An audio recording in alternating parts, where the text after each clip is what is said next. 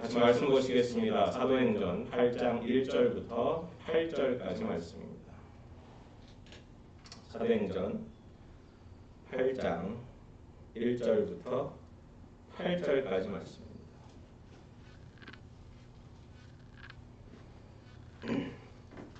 다 같이 읽도록 하겠습니다. 사울은 그가 죽임당함을 마땅히 여기더라. 그날에 예루살렘에 있는 교회에 큰 박해가 있어 사도 외에는 다 유대와 사마리아 모든 땅으로 흩어지니라. 경건한 사람들이 스데반을 장사하고 위하여 크게 울더라. 사울이 교회를 잔멸할새 각 집에 들어가 남녀를 끌어다가 옥에 넘기니라. 그 흩어진 사람들이 두루 다니며 복음의 말씀을 전할새 빌립이 사마리아 성에 내려가 그리스도를 백성에게 전하니 무리가 빌립의 말도 듣고 행하는 표적도 보고 한 마음으로 그가 하는 말을 따르더라. 많은 사람에게 붙었던 더러운 귀신들이 크게 소리를 지르며 나가고 또 많은 중풍병자와 못 걷는 사람이 나으니 그 성에 큰 기쁨이 있더라. 아멘. 우리 자녀들을 위한 말씀 잠시 같이 나누도록 하겠습니다. 여러 가지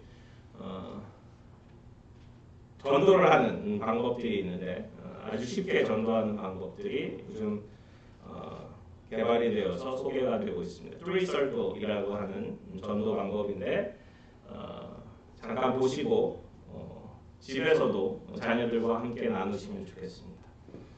There are three circles to evangelize, to show the gospel. First, God created the heavens and the earth. God designed the earth with a beautiful way, with a wonderful way. It was great. When God saw the world, it was so good, it was so great. But there was brokenness. There is sin entered the world. Sin means against God. Simply, do not listen to the Lord against what God commanded. So people try to do their own way. So the world itself got broken. As you see, there's these diseases. There's a war. There's all the brokenness in the world. The relationship got broken. The relationship with the Lord. The relationship with each other. The relationship with the nature. All brokenness is there. So you may see there's a lot of war. There's a battle going around. Even coronavirus is one of the symptoms of a sinful nature and a broken world, broken nature. God didn't let us stay there in the broken world. God gave us the good news, Jesus Christ. So, if you repent and believe in Jesus Christ, the gospel itself is simply this. Jesus Christ came on earth as God promised. And Jesus died on the cross. And Jesus rose again on the third day. If you accept you are a sinner, if you believe Jesus Christ, the Son of God, He died on the cross, shed all His blood to cleanse us, and He rose again on the third day. And God will give us God's design. You are recovered, and you will pursue the God, who God is, and the God Himself. So simply three circles: God's design, broken word, and the gospel. There's a sin between God's design and broken word. From broken word into the gospel, you have to repent and believe. And from gospel to God's design to restoration, you have to recover and pursue the Lord. So what should I do? What should we do? So you heard this gospel. So God wants you to respond to Him. You can talk to Him using words like this. My life is broken. The world is broken. So I want to believe Christ is our Savior and the Lord who died and rose again and to rescue us from our sin. So ask God, forgive us. I turn from my selfish ways and put my trust in you. I know Jesus is the Lord and I will follow. is simple, but this is strong. Jesus is the way, the truth, and the gospel. 오늘 말씀은 환난을 당하나 담대하십시오라는 말씀으로 같이 나누도록 하겠습니다. 환난을 당하나 담대하십시오. 코로나 코비드-19 사태가 점점 더 심각해지고 있습니다. 뉴스를 들어도 온통 이 코비드 사태에 대한 이야기입니다. 미국의 이제 전파 속도가 굉장히 급속도로 커지고 있어서 정말 염려가 됩니다. 이 지역적으로도 약 250명이 넘어가고 있는 것 같습니다. 이것이 1918년에 있었던 스페인 독감이랑 비교될 때가 종종 있습니다. 1차 세계대전 가운데 일어났는데 1차 세계대전으로 죽은 사람이 약 1,500만 명으로 추산이 되는데 이 스페인 독감으로 돌아가신 분들만 약 5,000명 정도 된다라고 이야기를 합니다. 그 이후로 독감에 대한 예방 접종 문화도 생기게 되고 의학적으로도 발전을 이루게 됩니다. 한국에서도 당시 조선총독부 통계연감에 따르면 288만 4천 명이 독감 환자가 되고 14만 명이 죽게 됩니다.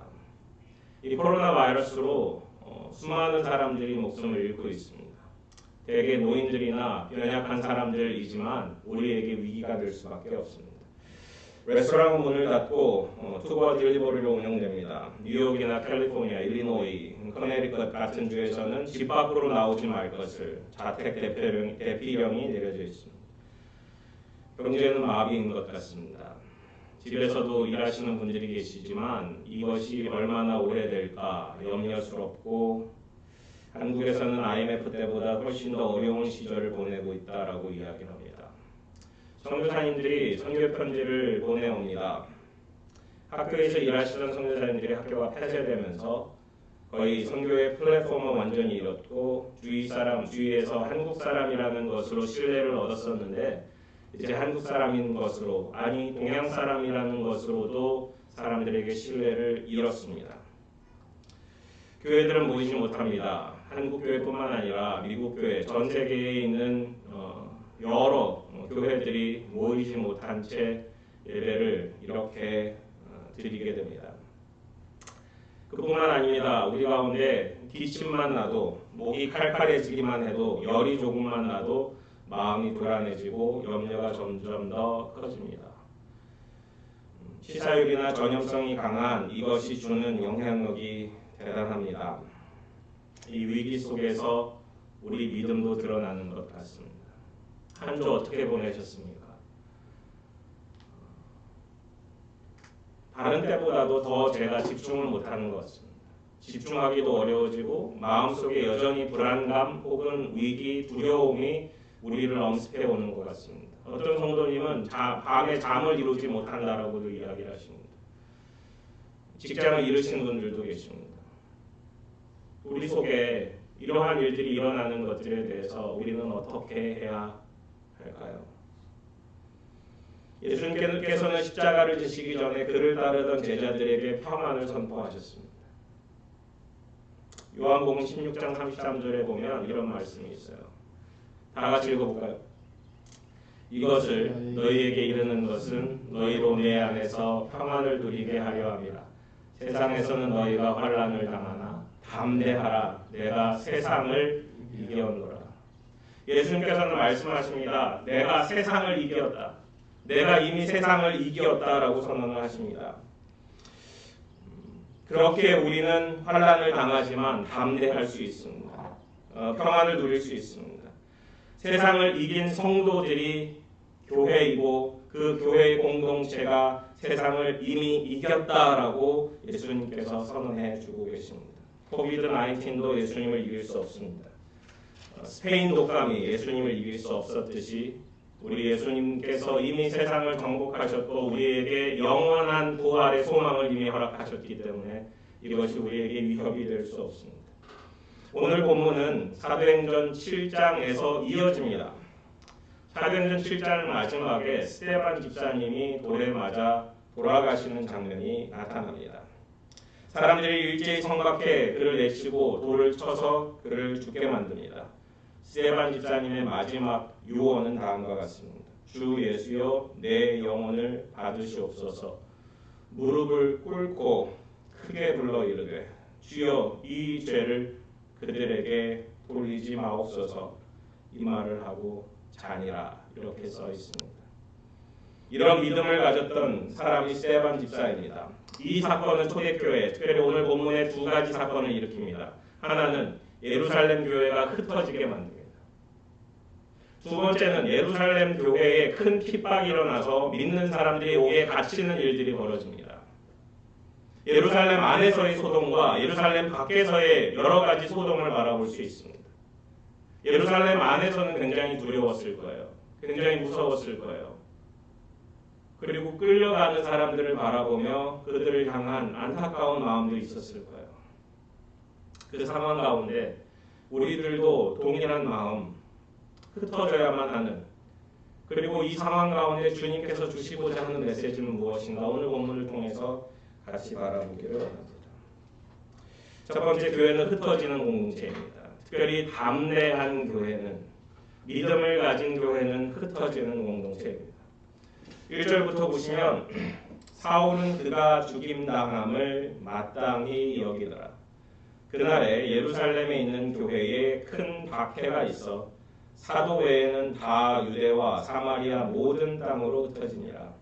경건한 사람들이 스테반을 장사하고 위하여 크게 울더라. 사울이 교회를 잔멸할세 각 집에 들어가 남녀를 끌어다가 옥에 넘기니라. 그 흩어진 사람들이 두루다니며 복음의 말씀을 전할세라고 쓰고 있습니다. 처음 시작은 다음과 같습니다. 사울은 스테반의 죽임을 마땅히 여깁니다. 그날에 스테반의 죽음이 사람들에게 알려졌을 것입니다. 스테반이 성 밖에서 돌에 맞아 죽었다. 당시 정죄받았던 죄인들은 보통 어떻게 처벌이 되느냐? 특별히 하나님을 경홀히 부른 사람들, 블라스페미, 신성 모독이었던 사람들은 어떻게 처벌을 받느냐? 그 사람을 성 밖으로 데리고 나갑니다. 그 사람의 약 2배 정도 되는 높이에서 그를 밀어버립니다. 그가 떨어집니다. 그리고 그 위에 돌을 던지는데 사람 얼굴만한 돌을 주로 던졌다라고 이야기합니다. 그 관역은 그 사람의 가슴을 향해서 돌을 던집니다. 그런데 7장 마지막의 부분에 보시면 고발자들이 옷을 벗습니다. 대개 스테반이 죄인이었다면 스테반이 옷을 벗김을 당해야 되는데 예수님께서 십자가에서 그러셨던 것처럼. 그런데 사도행전 기자는 사도행전 7장을 써내려가면서 돌을 던졌던 사람들이 옷을 벗었다라고 기록해주고 있습니다. 즉 죄인들은 과연 누구였는가? 스테반은 죄인이 아니라 스테반은 예수 그리스도를 믿는 사람, 특별히 의인이었고 그에게 돌을 던졌던 사람이 죄인인 것을 간접적으로 표현해주고 있습니다. 경건한 사람들이 스테반을 장사하고 위하여 크게 울었습니다. 죄인이었던 사람들은 장례를 치를 수가 없습니다. 하지만 경건한 사람들, 디바우트, 정말 하나님을 경건하게 믿었던 사람들은 스테반을 시신을 거두고 장사하고 크게 울었다라고 쓰고 있습니다. 사울이 교회를 잔멸하기 시작합니다. 각 집에 들어가서 남녀를 끌어다가 옥에 넘깁니다. 여기서 주목하여 볼 단어는 남녀입니다. 당시 여성은 사회적 지위가 굉장히 낮았고 경제생활도 잘 영위하기 어려웠으며 옥에 갇힐 일들도 거의 없었습니다. 하지만 그들이 얼마나 열심히 복음을 전하고 그리스도와 함께 삶을 살았던지 남녀를 제한하지 않고 특별히 여성들에게 그 의무와 책임을 더해줘서 그들을 잡아다가 옥에 가둔 것입니다. 그때 사람들이 흩어집니다. 그 흩어진 사람이 두루 다니며 복음을 전했다라고 쓰고 있습니다. 1절에도 흩어짐이라는 단어가 있고 4절에도 흩어짐이라는 단어가 있습니다. 우리말로 흩어지다라고 번역된 디아스페이로라는 단어는 흩어진 사람들이라는 뜻의 디아스포라의 원형이 됩니다. 디아스페이로는 농부가 씨를 사방으로 뿌린다라는 뜻이에요. 씨를 뿌릴 때 어떻게 됩니까? 씨가 여기저기 튀기게 됩니다. 여기저기 퍼지게 됩니다. 이것처럼 사람들이 흩어짐, 사람들이 퍼져나감을 뜻하는 것이지 사람들이 여기저기 흩어져 숨었다라는 것은 아닙니다. 결국 하나님께서 그들을 흩으셨다라는 뜻이고 그 흩어짐을 통해서 하나님의 인도하심과 일하심이 본문을 통해서 나타나 있습니다. 당시 예루살렘 교회는 성령이 임한 공동체였습니다. 사도행전 2장에 보면 성령이 임합니다. 성령이 임함으로 그들이 권능을 받고 복음을 전하기 시작합니다. 사도행전 1장 8절의 말씀처럼 권능을 받고 주님의 증인이 되어서 베드로가 한 번 설교할 때 3,000명이 돌아오는 역사를 바라보게 됩니다. 3장에 보면 베드로와 요한이 성전에 올라가다가 나면서부터 못 걷게 된 이를 걷게 만드는 기적을 베풀게 됩니다. 4장에서는 예수 안에 부활이 있다라고 백성을 가르칠 때 사도들을 잡아 가두지만 말씀을 듣고 돌아온 사람들이 5,000명이나 됩니다.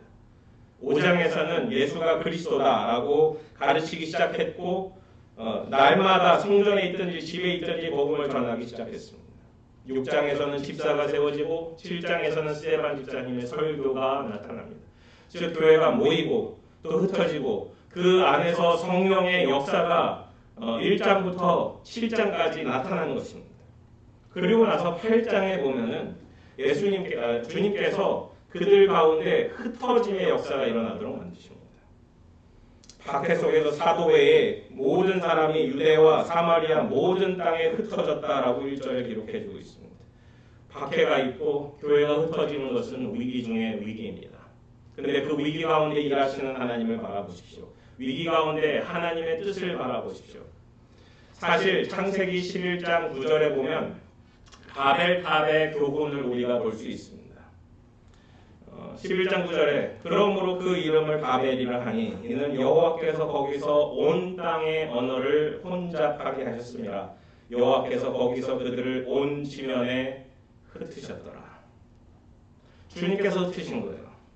그들의 언어를 혼잡하게 만들어서 그들을 흩으셨어요. 왜? 그들은 모여서 흩어짐을 명하자라고 이야기했고 하나님께서는 그들에게 주셨던 문화 명령이었던 너희는 모든 온 지구의 땅끝까지 하나님의 영광을 선포할 것들을 기대했기 때문에 그들의 하나님의 뜻을 알지 못한 채 그들은 모여 있었던 것입니다.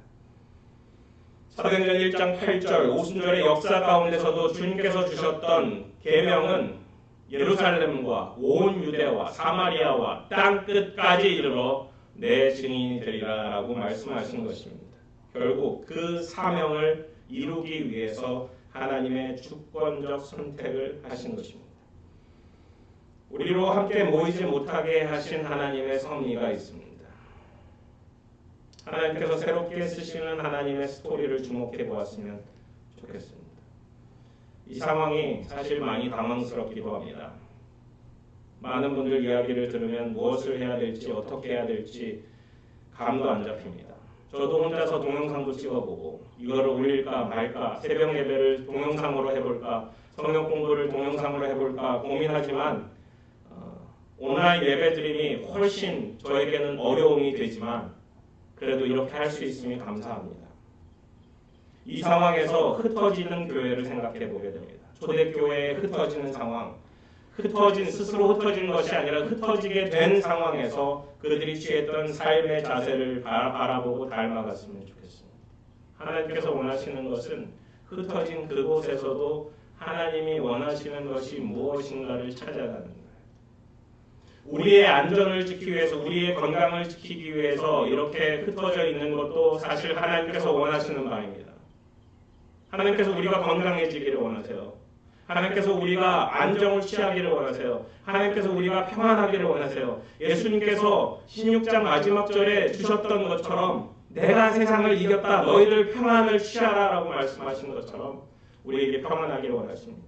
그리고 그 평안을 우리만의 평안이 아니라 우리 모두의 평안으로 나누어지기를 원하신다는 것입니다. 흩어진 사람들은 복음을 가졌던 사람들이에요. 거기 안에서 기쁨을 누리고 평안을 누렸던 사람들이에요. 그것을 다른 사람들에게 나누기 시작합니다. 너희들에게도 이 평안이 있었으면 좋겠다. 우리가 비록 핍박 가운데 흩어지게 되었지만 성령께서 하고자 하는 일들을 우리 가운데 일하시기를 원한다라고 고백합니다. 그리고 나서 어떤 일들이 일어난지 아십니까? 11장에 그때에 스데반의 일로 일어난 환란으로 말미암아 흩어진 자들이 베니게와 구브로와 안디옥까지 이르러 유대인에게만 말씀을 전하는데 그 중에 구브로와 구레네 몇 사람이 안디옥에 이르러 헬라인에게도 말하여 주 예수를 전파하니 주의 손이 그들과 함께 하심에 수많은 사람들이 믿고 주께 돌아오더라. 안디옥 교회라는 열매가 맺힌 것. 안디옥 교회라는 열매가 맺힌 것을 함께 주목해 보기를 원합니다. 이것이 하나님의 역전 현상, 하나님의 계획이 아니겠습니까? 답답하고 고통스러우십니까? 이보다 더 크신 하나님을 바라보십시오. 우리가 알지 못했던 놀라운 기적의 말씀들이 우리 가운데 있기를 소망합니다. 두 번째, 담대한 교회는 사명 공동체입니다. 담대한 교회는 사명 공동체. 그 흩어진 사람들이 두루 다니며 복음의 말씀을 전할 때 빌립이 사마리아 성에 내려가 그리스도를 백성에게 전파하니 무리가 빌립의 말도 듣고 행하는 표적도 보고 한 마음으로 그가 하는 말을 따르더라. 흩어진 사람, 디아스포라 사람들이 무엇을 하는지 잘 살펴보세요. 두루 다니며 복음의 말씀을 전할 때 흩어졌던 사람들이 누구입니까? 주님의 성령의 역사를 경험했던 사람, 구원받은 사람들입니다. 복음에 비친 자들입니다. 하나님께서 무엇을 하실지 기대했던 사람들입니다. 흩어진 사람들이 두루 다니며 저는 이 말씀이 은혜가 됩니다. 두루 다니며 사실 예루살렘에 핍박이 있습니다. 사울이 집집마다 들어가서 남녀들을 잡아다가 끌어냅니다. 그리고 옥에 가둡니다. 그래서 흩어졌던 사람들, 그 옥에 갇히지 않으려고 그 안전을 위해서 흩어졌던 사람들은 어떻게 했습니까? 자기의 안전만 생각했다면 자기들 스스로 숨기면서 다녔을 거예요. 복음을 전하면서 나는 그리스도를 믿는 사람입니다라고 전하지 않았을 거예요. 하지만 그들이 생각했던 건 그들의 안위만이 아니었어요. 그들이 생각했던 건 하나님 나라였습니다. 그들이 생각했던 건 그들에게 주위 사람들에게 만나는 사람들에게 흩어지면서 두루 다니면서 사람들에게 필요한 것이 무엇일까 생각했던 거예요. 주님께서 무엇을 이 시간에 원하시는가를 찾아가고 있습니다. 그렇게 그들은 두루 다니며 복음의 말씀을 전하기 시작합니다. 복음의 말씀은 앞서 말씀드렸던 그리스도의 십자가의 사건일 거예요. 앞서 말씀드렸던 그리스도의 죽음일 거예요. 앞서 말씀드렸던 그리스도의 부활의 사건일 거예요. 트리서클에 대해서 같이 나눴는데 굉장히 심플합니다. 간단합니다. 어린아이들도 할 수 있습니다. 집에서 한번 연습해 보시는 것도 좋습니다. 집에서 한번 나누시는 것도 좋습니다. 하나님의 디자인에 대해서, 세상의 죄에 대해서, 하나님의 구원 계획에 대해서 조금 더 깊이 심도 있는 대화들도 나누실 수 있을 것입니다. 이러면서 이 사명 공동체, 교회들이 했던 그 일들, 복음 전하는 일들이 각 가정에 흩어지면서 일어나기를 소망합니다. 주님께서 주신 사명을 이뤄가는 과정들이 보이기 시작합니다. 여기에 사마리아가 언급됩니다. 예수님께서 예루살렘과 온 유대와 사마리아와 땅끝까지 이르러 결국 여기서 언급된 그 사마리아가 이 흩어져 가는 사람들을 통해서 이루어집니다. 그 중에 한 사람, 앞서 이야기했던 스데반 집사님과 더불어 빌립 집사님의 사마리아 사람들을 향한 복음 전파의 현장이 오늘 본문에 기록되어 있습니다. 당시 모세 오경을 믿던 북이스라엘 사람들의 후예들이 사마리아 사람들입니다. 다른 사람들과 섞였기 때문에 유대 혈통에서 바라봤을 때 그들은 잡종이었습니다.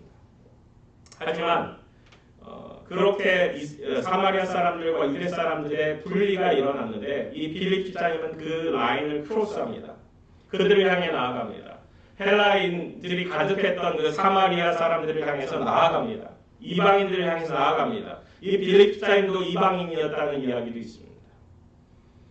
그렇게 나아가 복음을 전하는 이 상황 가운데 주님께서 주신 지상 명령들을 수행해가는 과정들을 바라봐야 합니다. 우리는 어떤 사람일까요? 오늘 본문에 네 부류의 사람들이 나타납니다. 네 부류의 사람들. 첫 번째는 우리가 잘 아는 사울과 같이 박해했던 사람들, 스데반에게 돌 던졌던 사람들, 박해하는 사람들이 있습니다. 집집마다 들어가 남녀를 끌어다가 옥에 가두는 사람들이 있습니다. 두 번째는 경건한 사람들. 스데반 집사를 장례를 치러주고 율법을 어길 수밖에 없는 일들이지만 정말 하나님께서 원하시는 것이 무엇일까 찾아갔던 사람들입니다. 세 번째는 사도들입니다. 오늘 본문에 보면 사도들은 예루살렘에 남습니다. 예루살렘에 왜 남았을까요? 핍박이 이루어지는데 핍박의 현장 가운데 그들은 남았습니다. 마지막으로 흩어진 사람들입니다. 이 네 부류의 사람들을 같이 바라보기 원합니다. 특별히 두 번째, 세 번째, 네 번째의 사람들.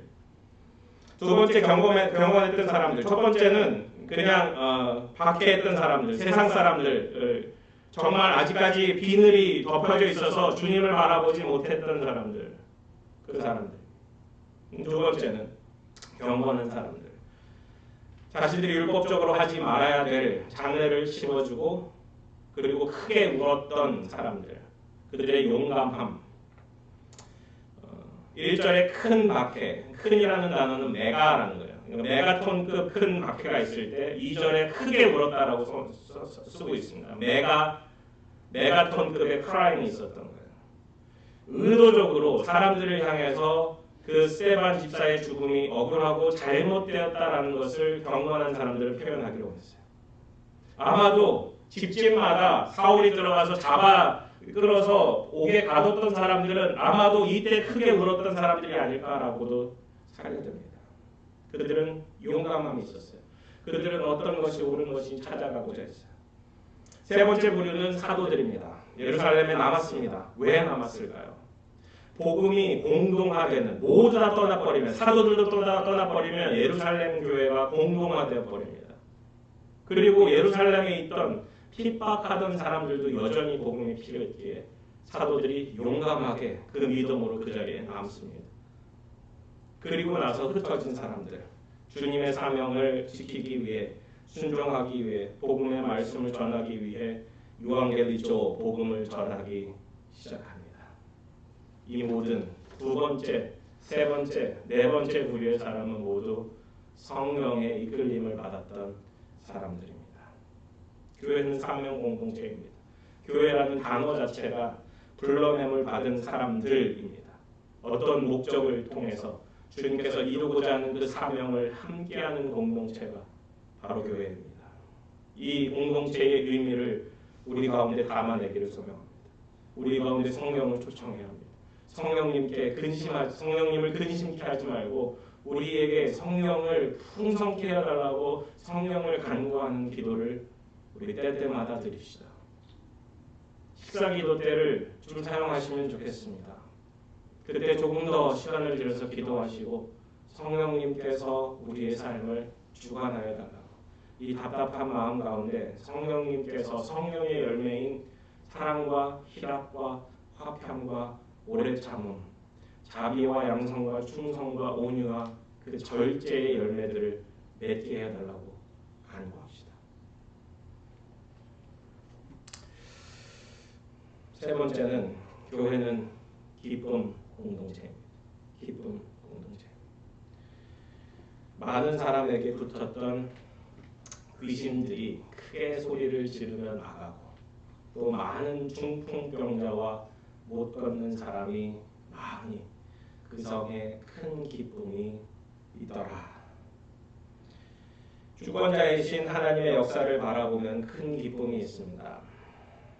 당시에 기쁨을 가질 수 없었어요. 기쁨을 가지기 어려웠어요. 그런데 빌립을 통해서 성령의 역사가 나타납니다. 복음이 전해집니다. 많은 사람들에게 붙었던 더러운 귀신들이 크게 소리를 지르며 나아갑니다. 영적 전투의 승리가 선포되어지는 거예요. 많은 중풍병자와 못 걷는 사람들이 낫기 시작합니다. 하나님께서 일하시는 모습 가운데 사람들의 마음속에 기쁨이 샘솟기 시작합니다. 이교적 헬라 도시에서 주님을 믿는 유대 도시로, 정말 복음이 선포되어지는 도시로 바뀌어가는 거예요. 우리 가운데 아직 하나님의 절대적 주권적 통치의 모습이 잘 보이지 않습니다. 코비드-19에 대한 치료제 개발이나 백신 주사에 대한 것도 요원해 보입니다. 빠르면 6월까지만 혼란이 가속화될 것이고 그 후에는 좋아질 것이라고 이야기합니다. 남반구 쪽에 있는 지금 여름을 지나고 있는 도시들을 바라보면서 날씨가 더워지면 이것이 사그라질 것이다라는 것들이 소망이 없어집니다. 실제 일어나는 일들이 적군에게 둘러싸인 군사들과도 같습니다.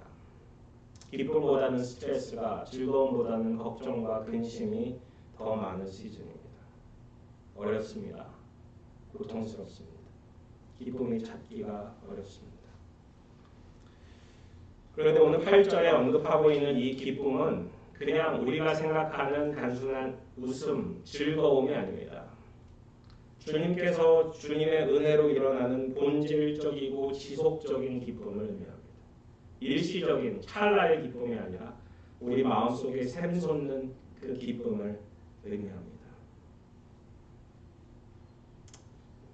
이 본질적이고 지속적인 기쁨이 아니었더라면 그 기쁨은 언제 있었냐는 듯이 흔적도 없이 사라져버리고 말았을 것입니다. 하지만 많은 중풍병자와 못 걷는 사람들이 났습니다. 하나님께서 역사하신 것들을 그들이 바라봅니다. 그들이 복음을 듣습니다. 하나님을 예배하기 시작합니다. 여기서 나은이라는 단어를 좀 더 주목해 보기를 원합니다. 테라피오라고 하는 이 치유하다, 낫게 하다라는 이 단어가 사실은 serve, 봉사하다 혹은 예배하다라는 단어까지도 쓰입니다. 그러면 이 단어를 다시 번역해 보면 많은 중풍병자와 못 걷는 사람들이 사람을 섬기게 되니, serve하게 되니, 혹은 하나님을 serve하게 되니 그 성에 큰 기쁨이 있더라라고 쓰여집니다. 결국 중풍병자와 못 걷는 사람, 즉 병에 걸렸던 사람들이 하나님을 serve하고 같이 온 복음을 전한 사람들을 serve하게 되니 그 성에 큰 기쁨이 있더라라고도 해석이 됩니다. 육체의 질병의 치유 여부와 상관없이 복음의 말씀을 받아들인 사람들이 하나님을 예배하고 사람들을 섬기는 가운데 그들에게 큰 기쁨이 있었다라고도 해석이 된다는 말씀입니다. 우리가 주어진 상황 가운데 주님 바라보고 주님께 예배함이 우리에게 기쁨이 되었으면 좋겠습니다. 이것이 쉽지 않습니다. 고통과 고난 가운데 기쁨을 선포하는 것이 쉽지 않습니다. 하지만 사도 바울은 빌립보서를 통해서 빌립보서 전체를 통해서 기쁨에 대해서 지속적으로 선포해 가고 있습니다. 빌립보서가 어떤 책입니까? 사도 바울이 옥에 갇혔을 때 쓰여진 책입니다. 그가 옥에 갇혔을 때 고난 속에 있을 때 그는 이렇게 이야기합니다. 빌립보서 4장에 보면은 주 안에서 항상 기뻐하라. 내가 다시 말하노니 기뻐하라. 너희 관용을 모든 사람에게 알게 하라. 주께서 가까우시니라. 주님께서 가까이 오셨기에 주님을 바라볼 수 있기에 주님께서 주신 구원이 있기에 그 구원의 확신을 붙들고 기뻐하라 선언하고 있습니다. 그 바로 뒤에 나오는 말씀이 아무것도 염려하지 말고 오직 기도와 간구로 너희 구할 것을 감사함으로 하나님께 아뢰라라고 쓰고 있습니다. 결국 우리가 염려하지 말고 걱정하지 말고 우리 마음에 있는 것들을 내려놓고 기쁨을 취하라는 거예요. 주님 바라보고 기쁨을 취하라는 거예요. 인생에는 항상 명과 암이 있습니다. 밝은 면이 있으면 어두운 면이 있을 수밖에 없습니다. 코로나 확진자가 있는가 하면 코로나 확진자에서 이제 벗어나 완치된 사람들도 있기 마련입니다. 전체적으로 보면 분명 재난입니다. 어려울 수밖에 없습니다.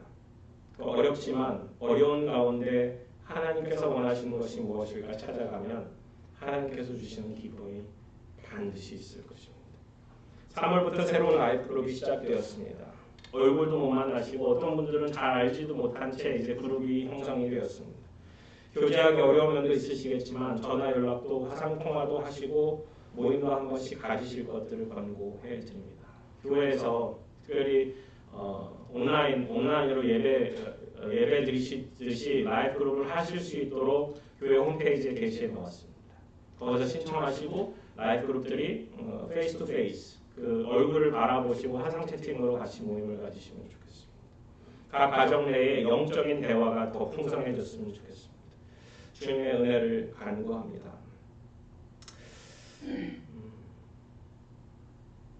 한국에서 최근에 코로나 바이러스에 걸렸던 환자가 쓴 글이 국민일보에 게시가 되어서 제가 좀 가지고 왔습니다. 이분이 환자임에도 불구하고 코로나 바이러스에 걸렸음에도 불구하고 주님께서 주시는 감사의 제목들을 찾아갑니다. 첫 번째는 남편도 같이 걸렸어요. 하지만 아이들이 걸리지 않았어요. 그래서 아이들이 걸리지 않은 것에 대한 감사. 긴급 상황인데 아이들을 친정 어머니께서 같이 돌봐 주실 수 있음에도 감사. 격리 상태로 병원에 입원할 수 있음도 감사. 코로나 확진 판정에 빠르게 확인해 주신 모든 분들의 노고에도 감사. 매번 따뜻하게 챙겨주시는 의료진, 의사 선생님, 간호 선생님, 병원 시설팀, 영양실 분에게도 감사드립니다. 병원에 격리되었다는 소식에 여러 가지 영양제와 책들을 병원으로 보내주려는 친구들의 마음에 감사. 병원에서 택배가 불가능하기 때문에 받지는 못했대요. 아이 유치원에 연락했는데 따뜻한 응원으로 격려해 주신 사람들, 선생님들, 엄마들에게 감사. 그리고 여러 익명으로 응원의 댓글을 남겨주신 사람들에 대한 감사. 가족의 소중함, 평온한 일상의 소중함을 깨닫게 해주셔서 감사. 이런 글들을 쓰셨어요. 코로나는 곧 지나갑니다. 하지만 주변에서 받았던 응원의 말, 격려의 말, 따뜻한 마음은 마음속에 깊이 남겨져 있습니다라고도 고백을 합니다. 주님께서는 우리에게 함께 하시겠다 선언하십니다. 마태복음 28장에 보시면 내가 세상 끝날까지 너희와 항상 함께 있으리라 라고 쓰고 계십니다. 우리는 환난을 당했습니다. 이것은 환난입니다. 하지만 주님께서 말씀하십니다. 담대하라. 담대하라.